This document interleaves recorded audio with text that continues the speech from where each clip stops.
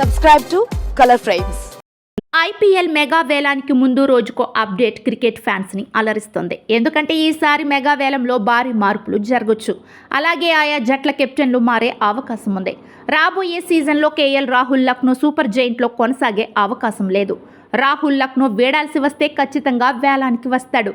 అయితే రాహుల్ వేలంలోకి వస్తే 3 జట్లు అతడిని దక్కించుకునేందుకు సిద్ధంగా ఉన్నాయి.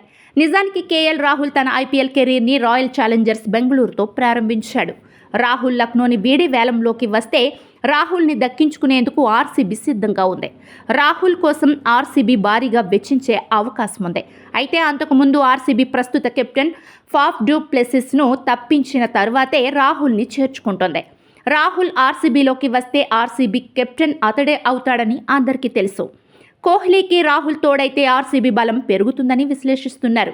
రాహుల్ కోసం పోటీ పడే జట్లలో ఢిల్లీ క్యాపిటల్స్ కూడా ఉంది. రాబోయే సీజన్లో ఢిల్లీ రిషబ్ పంత్ను విడిచిపెట్టనుంది. ఇప్పటికే కోచ్ రికీ పాంటింగ్ని సైడ్ చేసింది. పాంటింగ్ వెళ్లిపోవడంతో పంత్ కూడా నిర్ణయం తీసుకున్నట్లు తెలుస్తోంది. ఈ నేపథ్యంలో పంత్ స్థానంలో రాహుల్ని దక్కించుకొని అతడికి జట్టు పగ్గాలు అప్పగించే అవకాశం ఉంది. ఈసారి చెన్నై కూడా రాహుల్ కోసం ప్రయత్నాలు చేస్తోంది. రాహుల్ని తమ శిబిరంలో చేర్చుకోవడానికి చెన్నై సూపర్ కింగ్స్ వేలం వేయవచ్చు. ఈ సీజన్లో ధోని రిటైర్మెంట్ తీసుకోనున్నాడనే వార్తలతో మార్కెట్ హాట్గా మారింది. ఇదే జరిగితే జట్టుకు అనుభవజ్ఞుడైన వికెట్ కీపర్ అవసరం.